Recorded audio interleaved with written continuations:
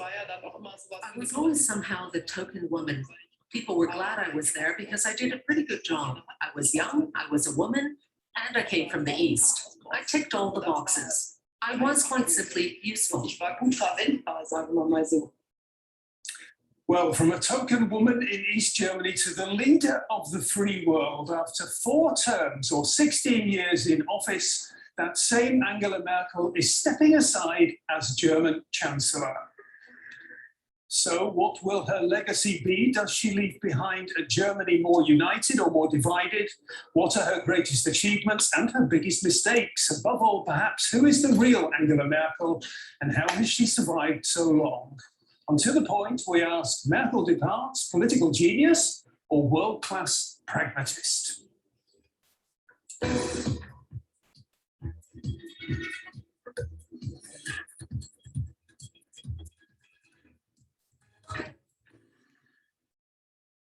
Thanks very much for joining us here on To The Point today. And I'm joined in the studio by 3 journalists who have all written biographies of Angela Merkel, beginning with Ursula Weidenfeld, who asks, who is Angela Merkel? In a crisis, she's the best, but when it comes to longer-term policy, she's left much work undone.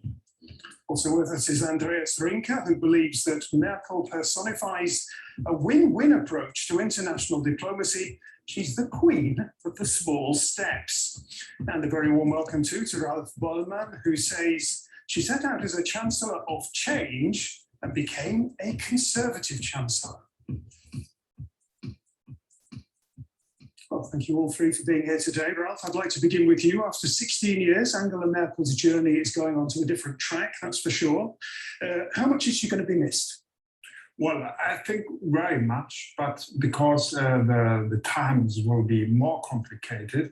Last 13 years, we had one crisis after the other. I think in the future, we will have several crises at once. And so many people will remember Angela Merkel as the chancellor of the last period of relative stability.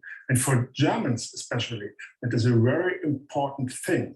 A historian published a book about the history of the Federal Republic some years ago with the title In Search for Security. Security, stability, continuity, that's very, very important for voters in Germany.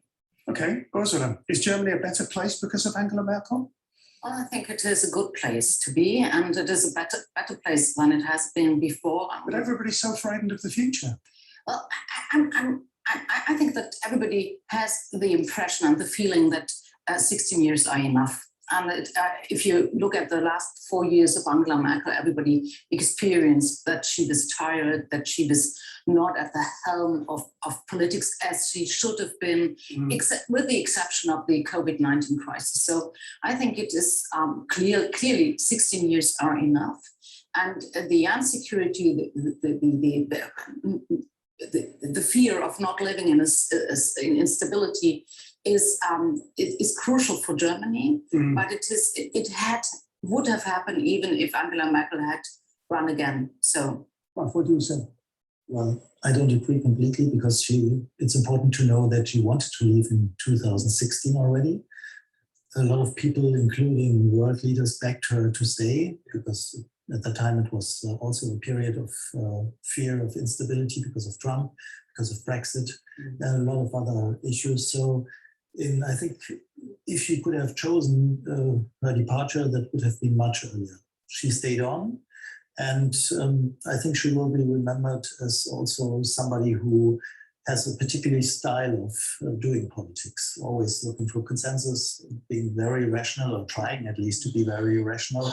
That's something what at least Germans like. But I think it's a different thing if you look from the outside to Germany. And in that position and perspective, stability, the Merkel way of doing politics is totally different weighted than from a German perspective, because it is experience counts much more if you live if you look from the outside to Germany, or if you are in international politics. But if you look at Germany, we would always say, well, there has been a pension reform which should have been done in the past 4 years. There are the question of tackling climate change, isn't solved for Germany. There are lots of things which are not solved because What the commentators are calling unfinished business. Yeah. Yeah. So let's talk about that in just a second. Just the question first of all, I'm very interested in whether Germany, because we talk about Germany, Germany was a divided country for so long and then reunified. Is now Germany, after and with Angela Merkel, a more divided country or a less divided country? Perhaps it's more divided because she didn't do very much for the East Germans and she was not very popular among the East Germans. Already before the refugees crisis in 2015, but even more after the refugees crisis. And I think that's a typical process because the East Germans in 1989, 1990, after the reunification, were sort of migrants in their own country, migrants in the Federal Republic. And usually, if a new group of migrants is coming to a country, those who came before are very much hostile because they think this woman should do something for us, for the East Germans. She comes from East Germany, and she is dealing with that new group of migrants, of immigrants. And so it was a really, really, really big division between Angela Merkel and her East German competitors. Okay, let me just pick up on that. As a young woman, Angela Merkel trained as a scientist, and facts are very important to her, as is clear in this parliamentary debate on the COVID pandemic. I decided to study physics in the GDR, which I would not have done in West Germany, because I knew that many things can be discredited, but not gravity, not the speed of light, and other facts. And that will continue to be the case, ladies and gentlemen.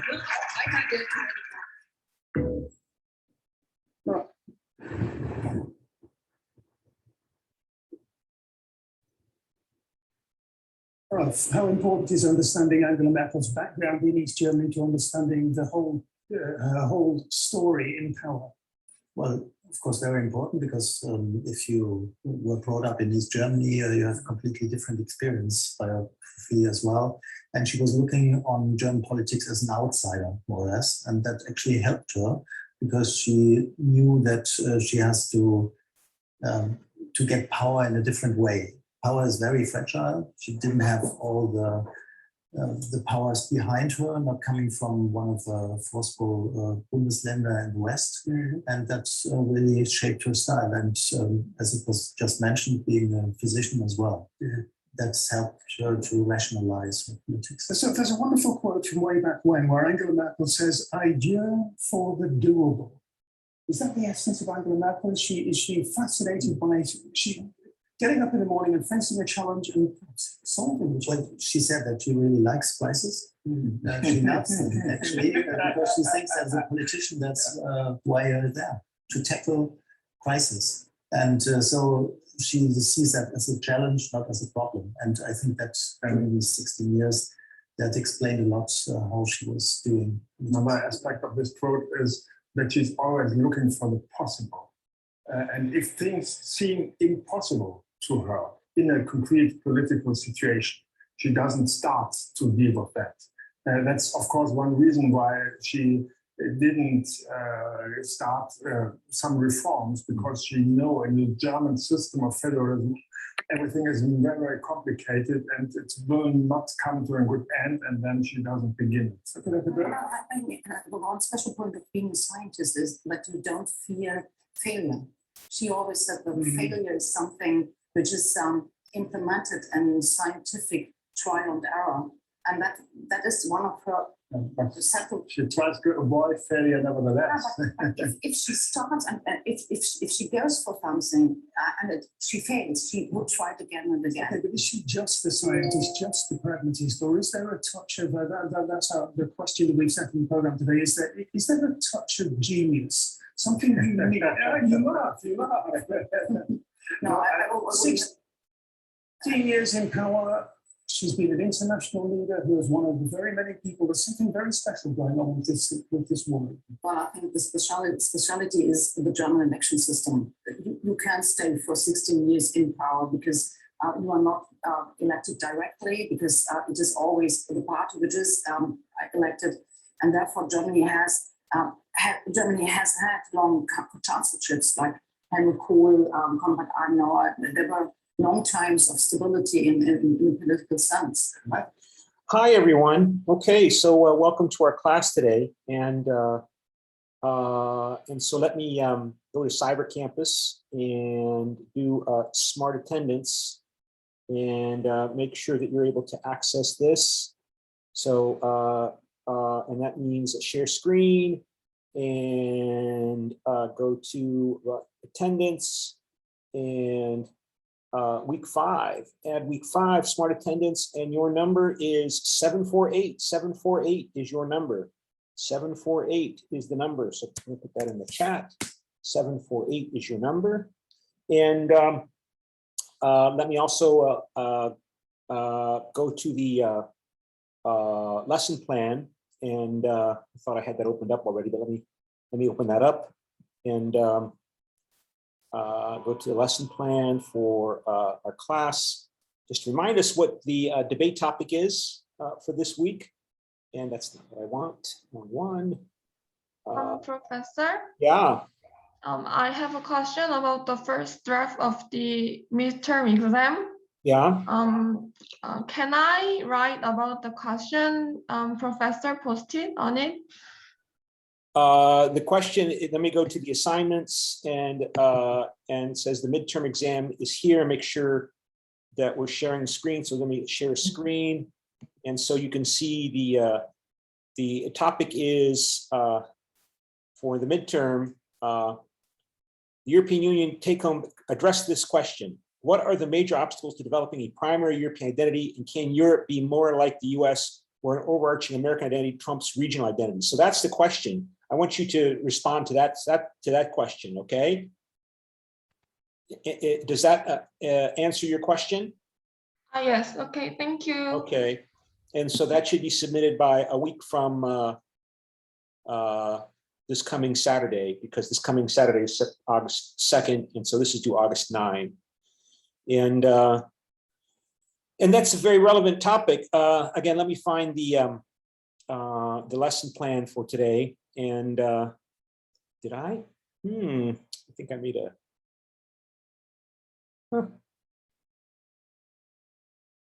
Yeah, I should have fixed this up already. But let me save this now. And this is the lesson plan for today. Just a second, because I forgot to change some things. So let me change some things on this so it's more clear. And save as, just a second. So 5A, it's the 27th, it's a Monday.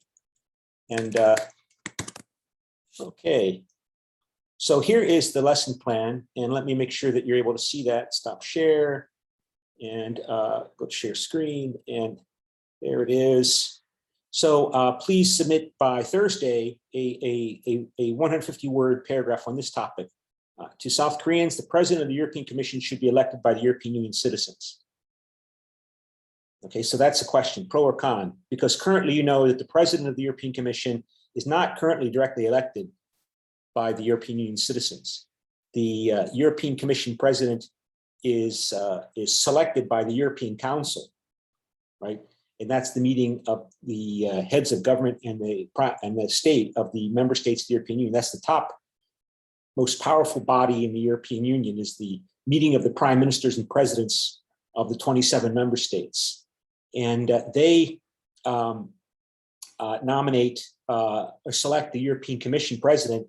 And then the Parliament, the European Parliament, has to confirm the entire proposed European Commission, including the president.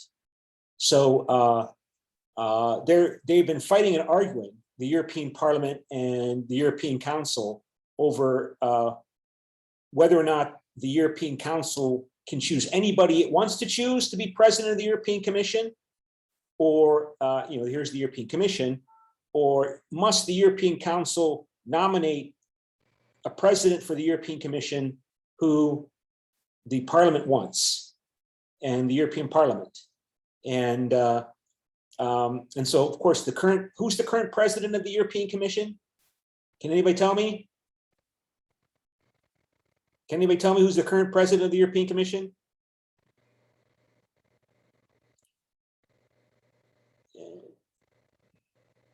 Everybody wants to be shy and not tell me or write it in the chat. It's Ursula von der Leyen, right? Ursula von der Leyen is the president of the European Commission, and she is the first woman to be president of the European Commission.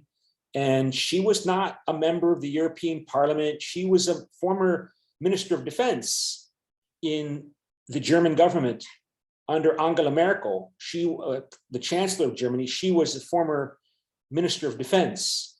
And the European Parliament approved her nomination, but it was controversial because other groups within the European Parliament have been fighting to establish a precedent that the European Council has to nominate a person to be the president of the European Commission whom they want, the majority of members of the European Parliament want to be selected. And the European Council is not willing to agree to that. So the predecessor to Ursula von der Leyen, the current president of the European Commission, was Jean-Claude Juncker. He was the previous president of the European Commission until the end of 2019. And he had been the leader of the conservative faction, the conservative right of center members of the European Parliament. And so the European Parliament was trying to establish that notion of that precedent that they want somebody approved to be president of the European Commission whom they choose first. And then the European Council says, okay. But after Jean-Claude Juncker, the European Council refused to agree to that principle. And it's not written down anywhere. All it's written down is that the European Council nominates the European Commission president, and then the entire European Commission has to be, the new European Commission, all of its members have to be agreed as a group and to establish the new European Commission that comes into place after the European Parliament elections that happen once every 5 years. And so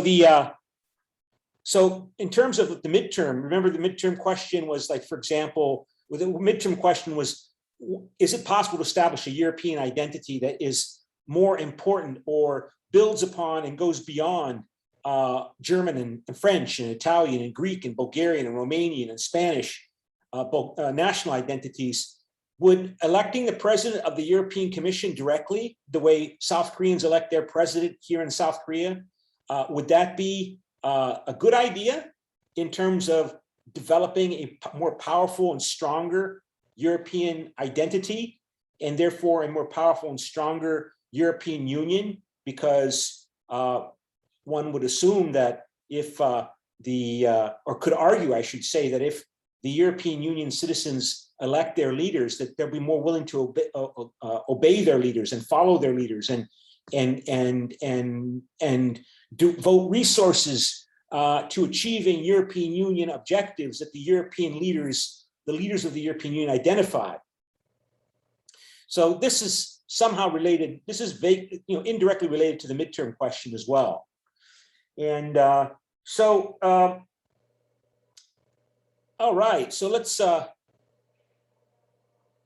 talk a bit about the institutions of the European Union. And we've already been covering them a bit leading up to this week, because we have to talk about the institutions of the European Union. And but before we do that, let me remind myself what kind of exercise and practice. Again, one of our tasks is to show you how this is all very interesting and very important for you and me and the whole world.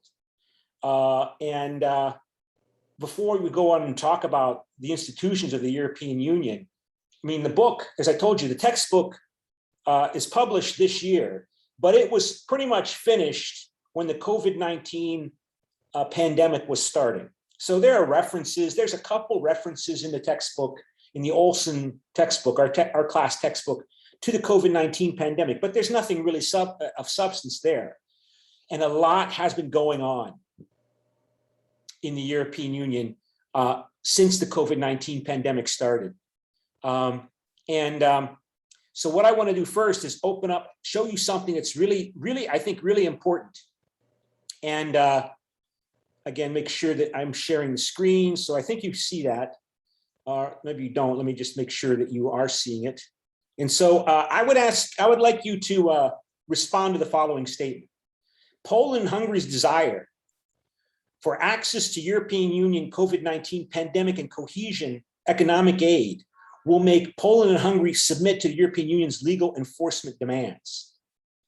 And remember, the textbook, for example, doesn't talk about Eurobonds and collective debt by the European Union, because the Germans had always been saying, like, that up until the COVID-19 pandemic, that they were opposed, particularly the Germans were opposed to the European Union taking on debt by selling bonds on international financial markets to raise money in the form of loans for the European Union. And so let me see here. I wanted to find, Merkel, Angela Merkel is the Chancellor of Germany. She's been Chancellor Prime Minister of Germany for 16 years, and she's retiring, and they're having elections right now in Germany as we speak to replace, she's retiring from politics. She doesn't want to stay in the government anymore. And so there's been a lot of news reports covering Angela Merkel and her legacy for the European Union. And this New York Times article highlights how Angela Merkel saw the European Union as the core of her policy. So again, emphasizing the integration of Europe within European Union, or the European coal and steel community that became the European Economic Community, and the European Community, and the European Union. And that has always been the emphasis for not just Angela Merkel, all of the leaders of Germany after the Second World War. I mean, Germany was created in many ways within the context of the European integration. That European integration was directly impacting the creation of the new Germany after World War II, and the new Germany after World War II has really invested its own policies and its own resources in making European integration successful. And that's true not just with Angela Merkel, but particularly for Angela Merkel, right? Merkel saw the European Union as the core of her policy, said a European Union official, they don't mention who called her the guardian of the true European Union values, willing to bend to keep the bloc together, in other words, willing to compromise. And keep in mind, it's Germany that provides most of the economic resources for the European Union.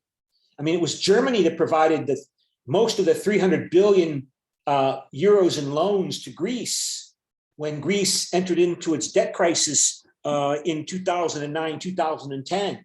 Now, of course, Germany had an own interest in doing that because many German banks and companies would have gone bankrupt if Greece defaulted on their debt. But still, it was the Germans that had to come up with the money. And so when they say willing to bend to keep the bloc together, that typically means that Germany making an economic commitment. Germany making economic commitments that many people don't like in Germany, like the Alternative for Germany, the Alternative für Deutschland, or the AfD, emerged as today the third largest party in the German parliament, that emerged in 2000 emerged 10 years ago, originally opposed to providing aid and economic aid to Greece during the debt crisis for Greece. And then it faded as the debt crisis with Greece became less and less important. And then the Alternative for Germany party, the far right party, the third largest party today in the German parliament, began exploiting the migration crisis that happened in 2015 and 16, when over a million migrants from Syria and Afghanistan and Iraq, and also from other countries like Africa, came into Germany and were accepted into Germany by Angela Merkel. Over 1 million people. That was six years ago. And the Alternative for Germany has now moved towards that topic as its main issue for gaining support among Germans who are opposed to more people coming in. I read one news report says that today, 1 in 4 people born and living in Germany, one of their parents was not born in Germany. So 25% of people who are living in Germany today have a parent who was not born in Germany. That's a lot. And that's a tremendous diversification of that country. Right? So that includes, people from the European Union countries moving to Germany, whether they be Italians or Irish or Bulgarians, but also other people coming in from outside of the European Union moving to Germany. So, so it goes on here. She was willing to bend to keep the bloc together, as evidenced by her support for collective debt, previously a German red line to fund the coronavirus recovery fund. So that means, again, selling Eurobonds. This was off the table. The Germans were not going to support this because they believe that, of course, they would end up being the country within the European Union that end up having to basically pay for it. Their credibility, their commitment, their obligations would make the Eurobonds feasible. And then the pandemic hit, and now the European Union is raising 800 billion euros in collective debt for the European Union. That began in June, a few months ago, right? And that's not mentioned in the textbook. But I want to go back to, and so we've been talking about that, and that's really important. We've said that's really significant. That's really important, particularly from the point of view of, for example, the midterm question. Like, all of these European and world business people and investors in the financial sector are now buying Eurobonds. They really believe that Eurobonds and the European Union are real economic actors that are safe and secure because they're backed up by Germany, basically. It's backed up by the German financial system and the German bank, just like the European Central Bank relies primarily upon German resources and German credibility, right? But nevertheless, they believe it's real. As evidenced by the fact that the return, the profit in buying Eurobonds is really low, about less than 1%. It's lower than U.S. Treasury bonds. The interest rate return on Eurobonds is lower than the interest rate return on U.S. Treasury bonds. And U.S. Treasury bonds are considered to be a safe investment. It's not as low in the interest return as it is on German bonds, but it's not much higher than German bonds, which tells you that the international financial business community believes that there is a thing called the European Union, and it's real. It's real. You can believe in the European Union, just like you believe in Europe, or you believe in South Korea, or you believe in the United States, or you believe in Belgium. You can believe in the European Union. And so that's, we talked, and I said, that's really significant. And then I saw this news report yesterday. And, you and I are living in revolutionary times. Because I didn't realize this until I read this news report that I'm going to show you now from yesterday. Just to go on and share the screen here. Now, to get this coronavirus money, this 800 billion euros, each of the different member states of the European Union are supposed to get some of that 800 billion euros, right? And each of the countries of the European Union, they have to submit a plan to the European Commission as to how they are going to use that money. So Estonia, Bulgaria, Greece, Italy, France, Germany, Lithuania, they all have to submit a plan to the European Commission for how they will use the coronavirus money, the 800 billion euros, they're part of it, to reform and recover their economies from the pandemic. And then the European Commission has to approve it. The European Commission has to approve that plan. Again, this is not in the book. None of this is in the book. This is happening now. And this is potentially revolutionary because they're highlighting how now the European Commission is going to use its control over this money, the coronavirus pandemic money, to pressure Hungary and Poland to follow the European Union law and stop violating European Union laws and stop threatening what the European Union calls the rule of law, to stop threatening what the European Union calls fundamental principles of democracy that the authoritarian populist government in Hungary and Poland have been adopting. And this is, wow, this is a big step. This is like a major step towards creating, in effect, a United States of Europe. Because this is how the United States government in the United States, when the United States federal government, the national government of the United States wants to control or incentivize the states who are doing things that the central government does not like, the US federal government tells Texas or Ohio or California, if you do not do what we want you to do, we're not going to give you $50 billion that's due you under US law through co-financing that the federal government together with the state governments, they both put in money to build, for example, roads. And of course, the federal government has a lot of money. And so the US federal government will say, we won't give you money for your education system in your state of Texas or state of South Carolina or your state of Florida if you do not allow transgender students to use the bathroom they want to use in the schools in your state. And these states in the United States, they find this to be irresistible because they need that money. And the federal government has access to a lot of money. And the point is, right now, you see the European Union doing the same thing with the coronavirus COVID-19 pandemic relief money that they're using now to pressure Poland and Hungary. It's like,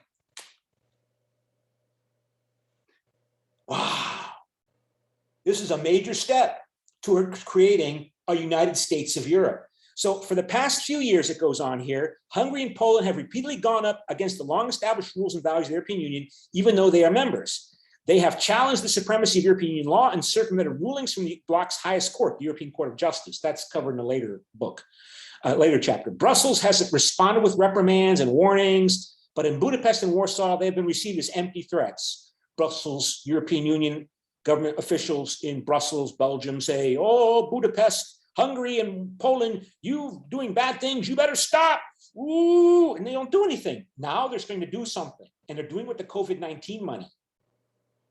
Now, though, Brussels is using another tool at its disposal, money. At a time when Europe is trying to recover from the pandemic, the European Union has withheld tens of billions of dollars in grants to Hungary and Poland is looking at hefty fines for flouting decisions of the bloc's highest court, the European Court of Justice. And so it goes on here how the European Union is really concerned about how Poland and Hungary is just disregarding European Union laws that were adopted by the European Union. The European Commission has been frustrated by trying to get the Polish and Hungarian governments to change their policies because the European Commission then has to sue the Polish and Hungarian governments, and that means they have to go through the courts, and it takes a long time. And they have to go through the European Court of Justice, and it takes weeks and months, and nothing really stops the Hungarian and Polish government because it takes too long to try to mobilize the European Union resources to do something to pressure Hungary and Poland. But now, because of the COVID-19 pandemic money, the European Commission acknowledged this month that it was withholding $42 billion in payments to Poland from an $157 billion coronavirus recovery fund because of that country's challenges to the supremacy of European Union law. That's a lot of money for poor Poland. Poland is a country whose income is still, half of what South Korea's income is, if that, per person, per capita. Right, and that's a lot of money, and so the European Commission is withholding the coronavirus money that is due Poland until Poland changes its behavior. The Commission also said that it might cut more funding to the Polish regions that have declared themselves LGBT, lesbian, gay, bisexual, transsexual free zones. Payments of $8.4 billion from the virus fund to Hungary, because Hungary is only about 10 million people, Poland's about 38, 39, 40 million people, right? So Hungary gets a smaller amount. Payments of $8.4 billion from the virus in Hungary have also been frozen after the European Commission said that Budapest had not done enough to address corruption.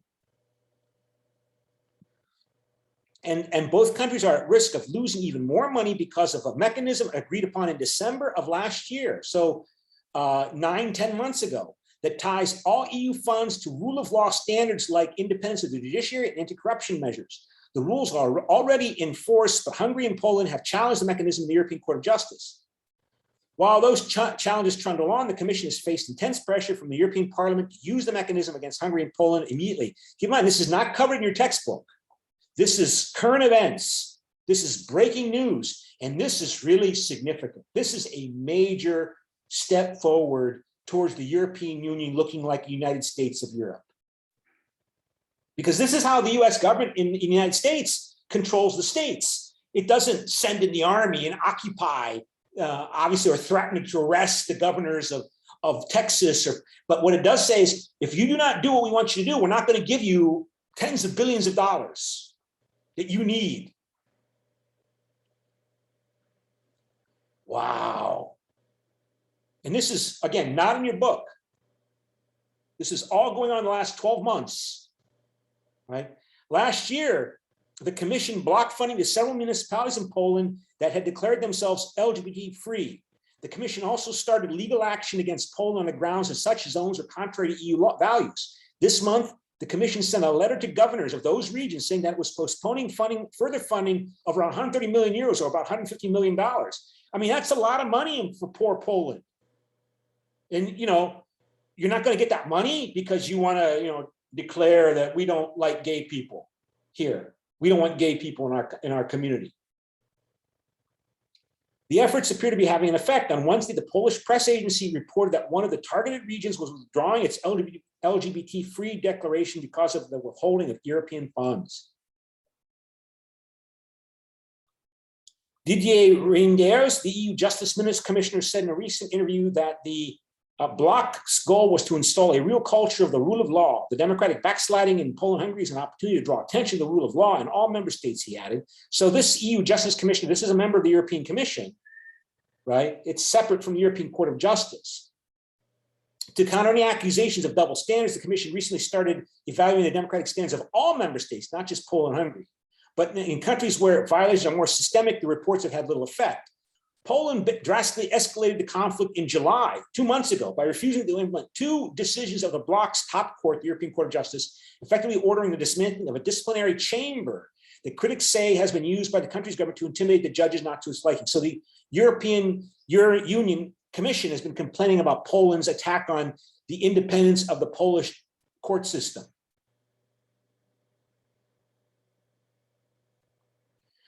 And so that goes on here. For the European Commission, challenging the supremacy of EU law threatens the bloc's core. According to Reynders, if you want to have a union, European Union, you need to have the same EU law applied in the same way in all member states. So the Commission seems to have no intention of backing down and has asked the European Court of Justice to impose hefty fines of up to $1.2 million per day on Poland. It is normal that member states disagree with the Commission, but then when there is a final decision of the court, it is the end of the game.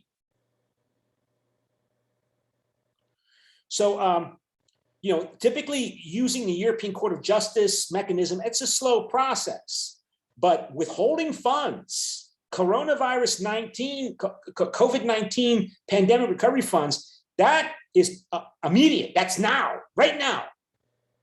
Poland, you're not going to get the $42 billion that's due you. Hungary, you're not going to get the $8.4 billion it's due you now. And this is a big deal. You know, and I didn't really think about it until I read this report is just from today, right? Today or yesterday.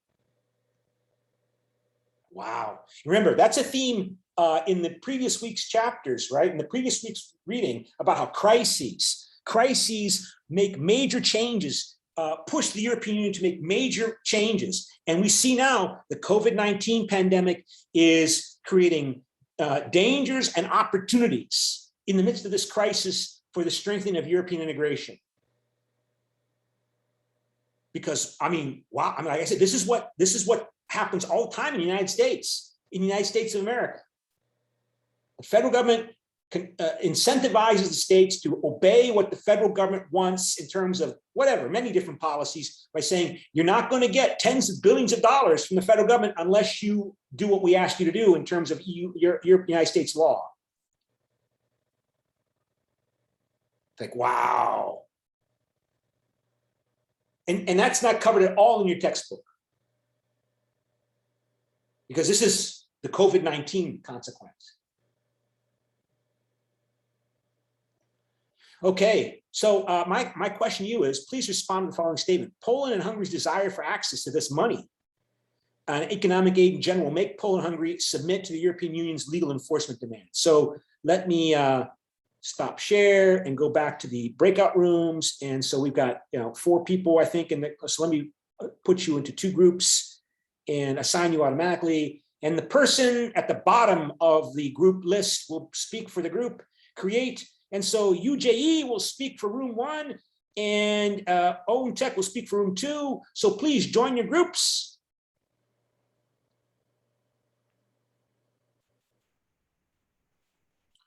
Join your groups. Owen Tech, Marie Essenbekov, пожалуйста. Давайте. Oh, хорошо, Marie. Мне нравится. I get to speak Russian again. Oh, okay. So figure out where your group fits on this, let me make sure I'm sharing the screen, where your group is on this scale. 1, 2, 3. Do you think Poland and Hungary will finally submit to the demands, or maybe will they say no and then leave the European Union, because Poland and Hungary are not in the Eurozone. They're not in the Eurozone. They're not part of one of the 19 countries. They're not. They're only 19 of the 27 member states currently are in the Eurozone. Do you think Poland and Hungary will submit to what the European Commission is demanding? And I should always do what I ask you to do. So I'm going to flip a coin and decide where I am on the scale. So heads is 1 through 3, and it's heads. Heads, I'm 1, and it's heads, 1. So I will write a strongly agree statement.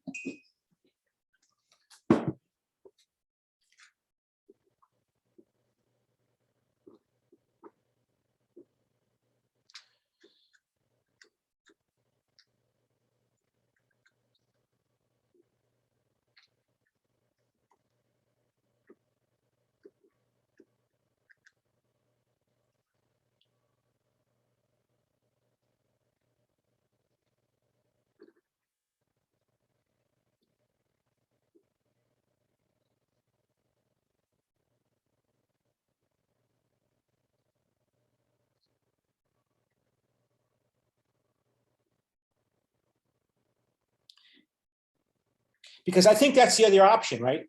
I mean, Hungary and Poland are not in the Eurozone. So what are they going to do? They're going to leave the Eurozone?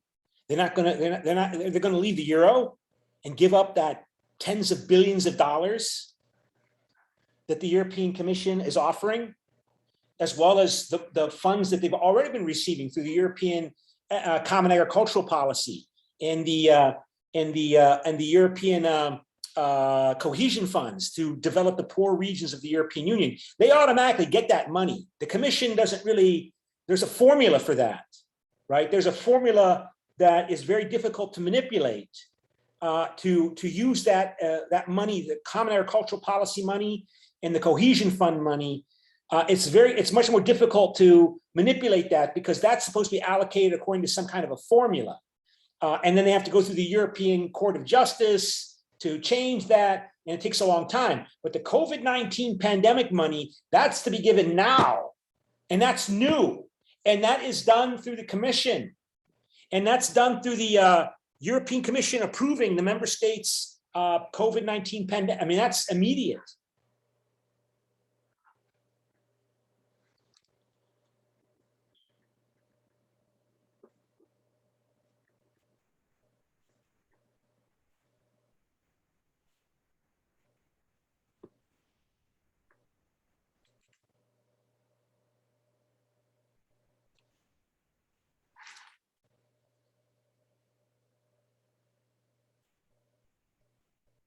You know, the previous president of the European Council, Donald Tusk,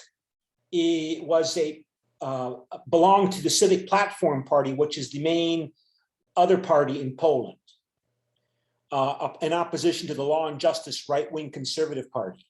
And he was prime minister of Poland before he lost election to the Law and Justice Party. And then the European Union made him president of the European Council. And then he finished his job, and now he's back in Poland in Polish politics, this Donald Tusk, and leaving the Civic Platform Party. And of course, he's going to make this an issue, right, in the upcoming elections.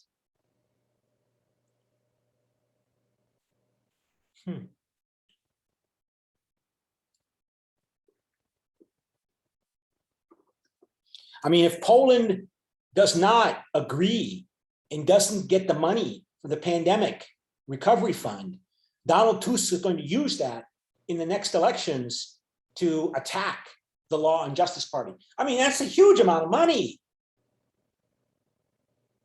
for poor Poland.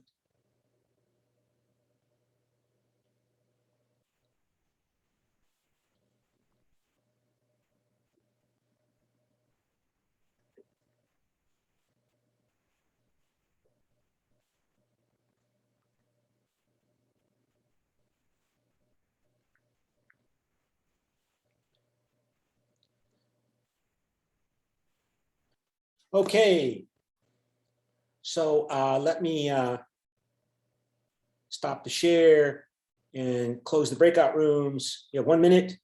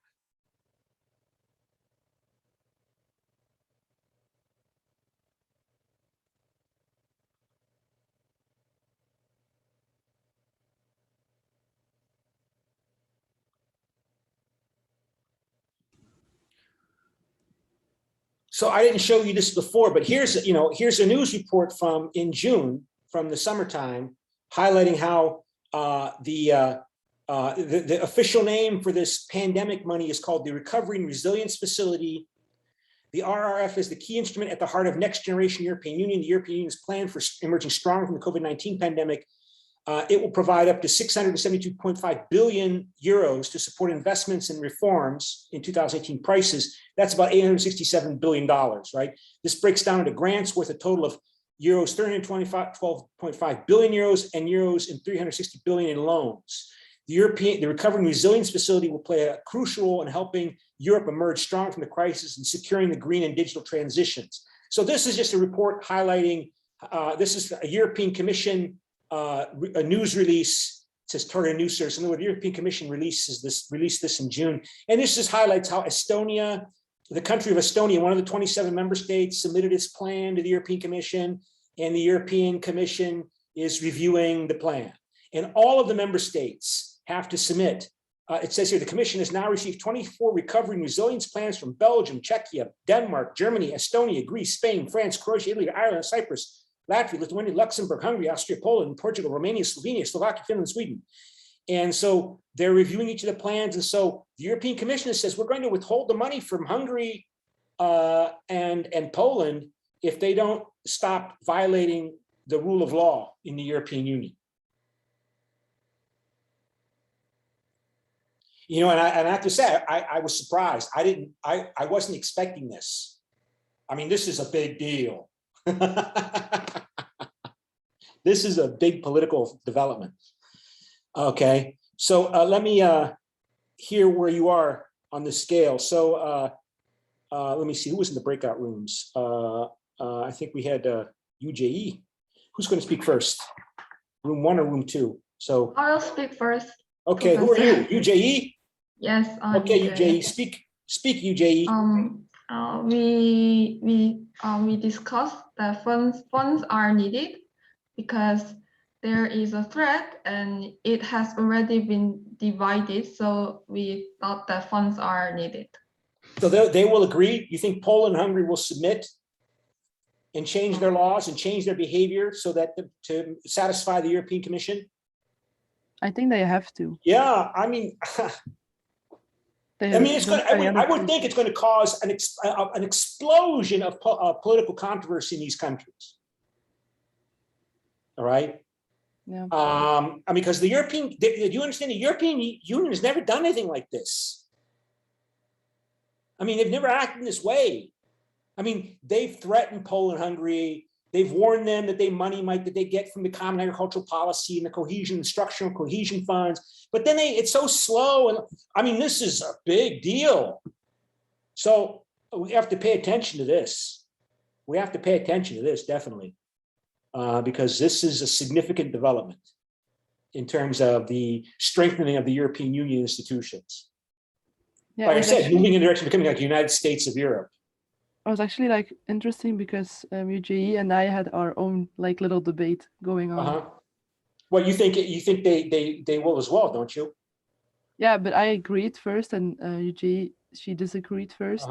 Like she thought that they shouldn't take the money because it's gonna be divided. But then I said like it's already divided, so if whether they take the money or not, like they already received a lot of threats. I mean, if Poland and Hungary are going to leave the European Union to do a Polexit or a Hungexit, a Polish exit or a Hungarian exit, what are their options? Are they going to try to join the Trans-Pacific Partnership like Britain? Are they going to try to join the European Free Trade Area along with Norway and Britain? Because I think Britain is still, I don't know if Britain is in, I don't think they're in the European Free Trade Area. Are they going to make some kind of free trade agreement with Britain if they leave the European Union? But okay, they make a free trade agreement with Britain, but Britain's not going to give them $50 billion the way the European Union is going to give Poland 42 billion. Britain's not going to give $42 billion to Poland if Poland leaves the European Union and reaches a free trade agreement with Britain.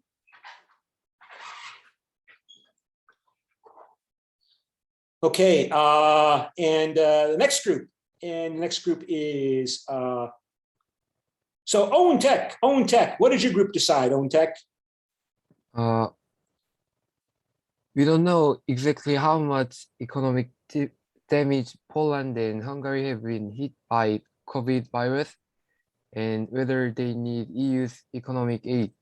But however, if the economic shortage is serious and aid is essential, we think they will be willing to obey EU's request for legal improvements.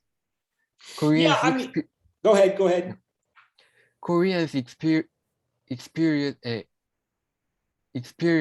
in 1997 that the collapse of the national economy would be an important weakness in accepting any demands from other forces. In order not to create a similar situation, Poland and Hungary will accept the European Union's request. Yeah, I mean, they might lie, or they might.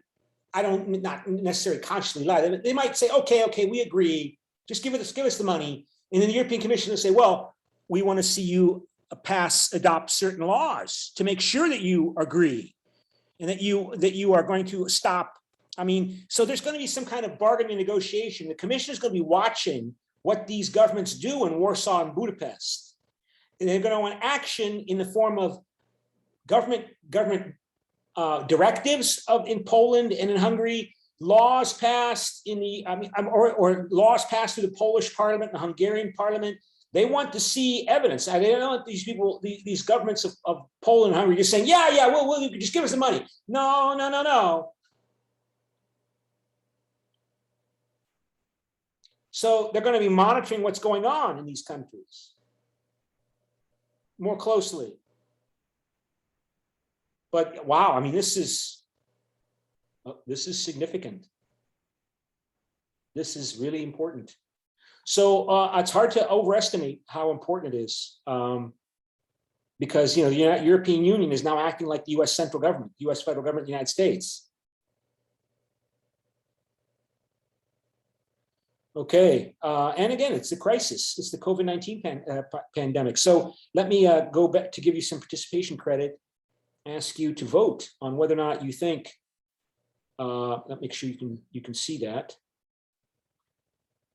Screen share, there you go. Okay, so please vote on whether or not you think Poland and Hungary will submit to the will of the European Union. So 4 people. So yeah, 4 people. Neutral cannot decide. Yeah. Okay. Wow.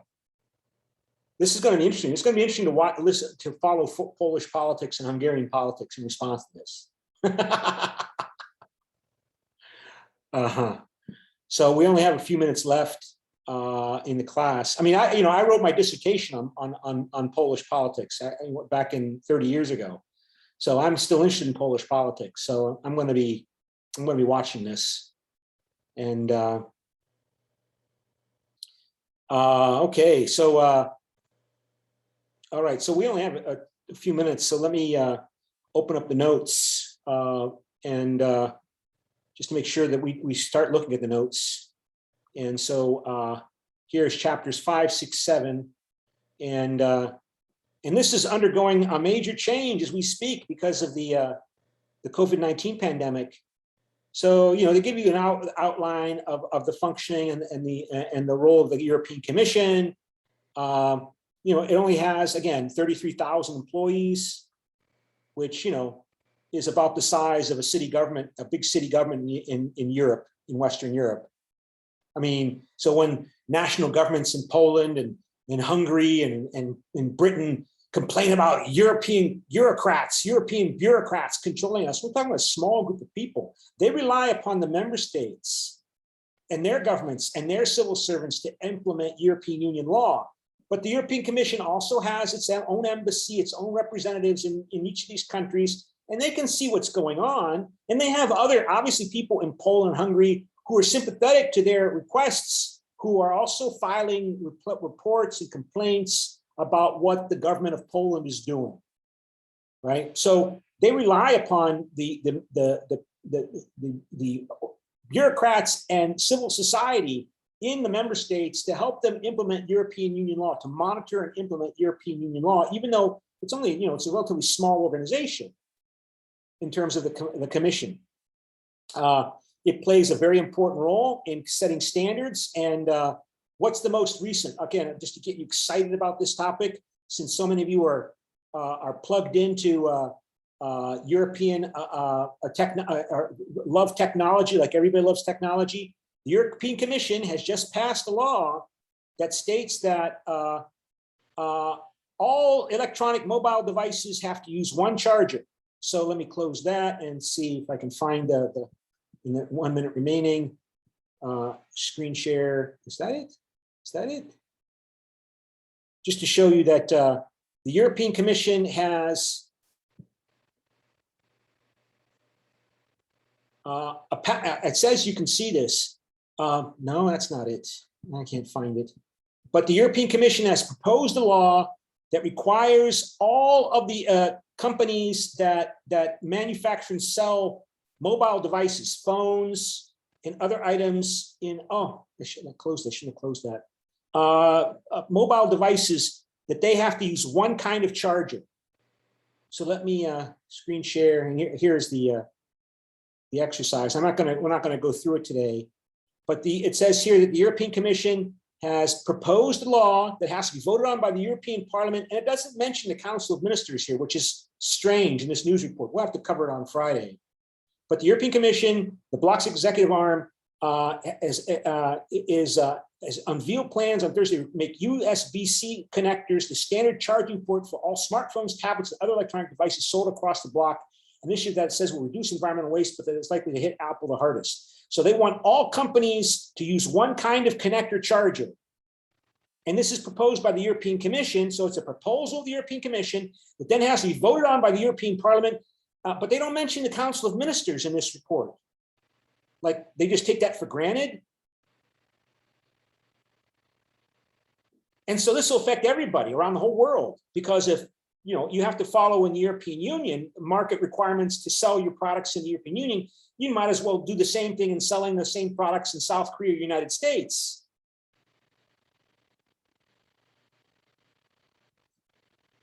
Just to show you the power of the European Union affecting the whole world's economy, not just the European economy. Okay, that's where I have to stop today. And I will post the recording for the class on the website. If anybody has any questions, if not, I'm going to end the meeting. Okay, bye.